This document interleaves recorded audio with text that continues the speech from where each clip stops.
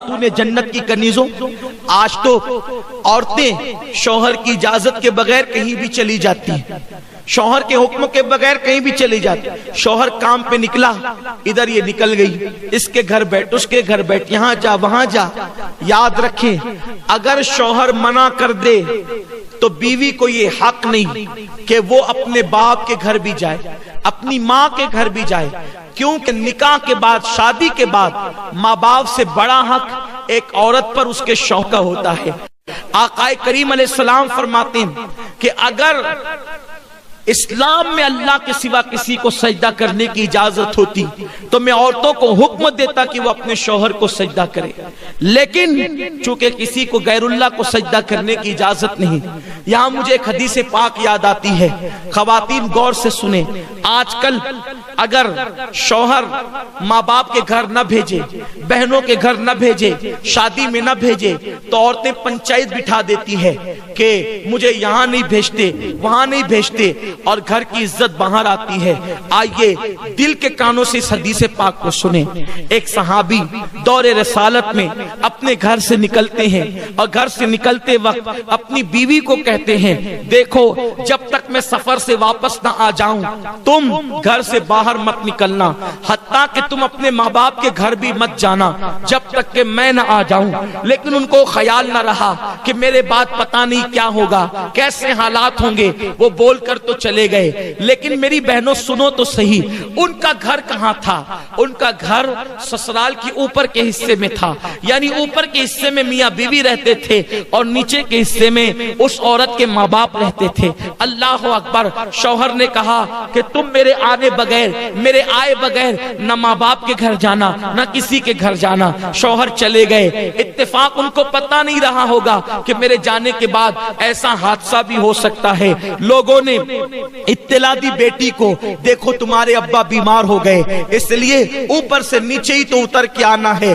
उसने कहा कि मेरे शौहर ने मना किया है कहीं जाने के लिए, इसलिए मैं नहीं जाऊंगी। अल्लाह अकबर। जब तबीयत ज्यादा खराब हुई, तबीयत ज्यादा सीरियस हुई, तो लोगों ने कहा ऐसा लगता है अब तुम्हारे बाप बचेंगे नहीं, उनका इंतकाल हो जाएगा, जरा आकर अपने बाप को देख तो लो, दो बातें तो आखिरी में कर लो। मेरी बहनों आप समझ सकती हो, जब बाप मरने वाला हो तो किस बेटी की तमन्ना नहीं कि वो अपने बाप से बात कर ले। मगर कल की औरतें शौहर की कितनी फर्मा बरदार हुआ करती थी, खावन की कितनी फर्मा बरदार हुआ करती थी। उस औरत ने कहा मैं पहले एक काम करती हूँ, जब तक मैं अल्लाह के रसूल से इजाजत न ले लूं, हुजूर जब तक इजाजत नहीं देंगे मैं अपने माँ बाप के घर नहीं जाऊंगी, क्योंकि मेरे शौहर ने मना किया है। अल्लाह अकबर। उसने एक शख्स को भेजा कि जाओ अल्लाह के महबूब से पूछो कि क्या मेरे शौहर ने मना किया है घर से बाहर निकलने के लिए, तो मैं घर से बाहर निकलकर अपने बाप की को देख सकती हूँ, बीमार बाप की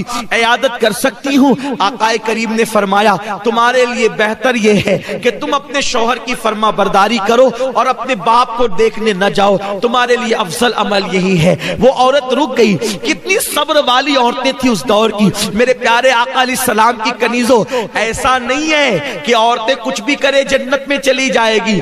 जन्नत में जाने के लिए कुर्बानी देनी पड़ेगी। मेरे प्यारे आका अलैहिस्सलाम की कनीजों, उसके बाद कुछ दिन गुजरे, खबर आई तुम्हारे बाप का इंतकाल हो गया, जनाजा तैयार है, आखिरी सूरत तो अपने बाप की देख लो, आखिरी शक्ल तो अपने बाप की देख लो। उसने कहा अब जरा देखो, एक बेटी अगर बाप का इंतकाल हो जाए और बेटी बंबई में रहे, दुबई में रहे, सऊदी में रहे, वो वहां से फौरन दौड़ती भागती आती है, अपने बाप का आखिरी चेहरा तो देख लूं, अपने बाप की आखिरी शक्ल तो देख लूं, मगर कुर्बान जाए। ऐ खातूने जन्नत की कनीजों, उस दौर की औरतें कैसी थी, उन्होंने हुजूर के फरामीन को कैसे सीने में बसाया था, उन्होंने कुरान और हदीस पे कैसे अमल किया था। एक शख्स को भेजा, जाओ आका से पूछ करके आओ, मेरे शौहर ने मुझे माँ बाप के घर जाने के लिए मना किया है, क्या मैं अपने बाप की आखिरी शक्ल देखने के लिए जा सकती हूँ? तो आकाए करीम ने फरमाया उस औरत के लिए अफजल अमल यही है कि वो अपने बाप की शक्ल देखने न जाए और अपने शौहर के फरमान पर अमल करे।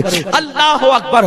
वो खातून सब्र करके घर में बैठ गई। अल्लाह अल्लाह। लोग ले गए उसके बाप के जनाजे को और ले जाकर के दफन कर दिया। रात हुई, गमगीन थी, दुखड़ा था, तकलीफ थी कि मैं अपने बाप की आखिरी शक्ल भी देख न सकी, मगर शौहर से कोई शिकायत न थी, इसलिए कि वो औरत जानती थी कि मेरे शौहर को थोड़ी थोड़ी पता था कि वो ये कह के जाएंगे और मेरे बाप का इंतकाल हो जाएगा। अल्लाह अकबर। वो रोते रोते सो गई। रात में ख्वाब क्या देखती है कि उस औरत के वालिद जन्नती ताज पहनकर और जन्नती लिबास पहनकर जन्नत के बाग में टहल रहे हैं। उस औरत ने पूछा, बाबा अल्लाह ने ये मुकाम आपको कैसे अता कर दिया? तो उस शख्स ने जवाब दिया, बेटी तूने अपने शौहर की फर्मा बरदारी की, अल्लाह को तेरी ये अदा इतनी पसंद आई, मेरे अल्लाह ने कहा तेरी बेटी के नेक अमल के सदके जब मैंने तुझे जन्नत अता कर दी।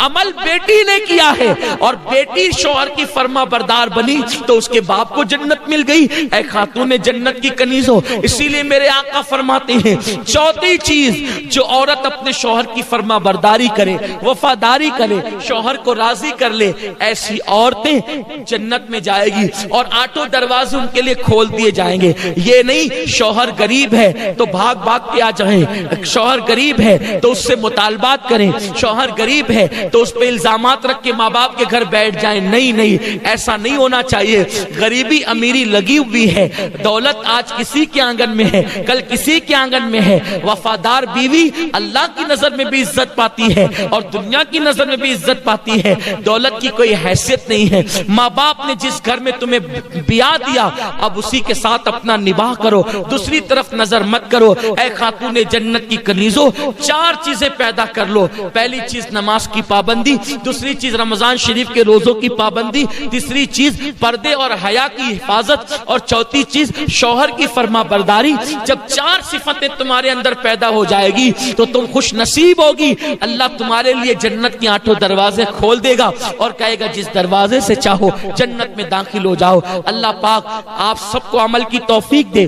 दौरान गुफ्तगू कोई गलती हो तो अल्लाह माफ फरमाए। मुझे उम्मीद है आप इन चार बातों को सीख कर जाएंगी और आप इस पर जरूर अमल करेगी इंशाअल्लाह, और वक्त निकाल के नमाज पढ़ेगी इंशाअल्लाह, और पर्दे की पाबंदी करेंगी इंशाअल्लाह। मुझे उम्मीद है कि आप इन बातों को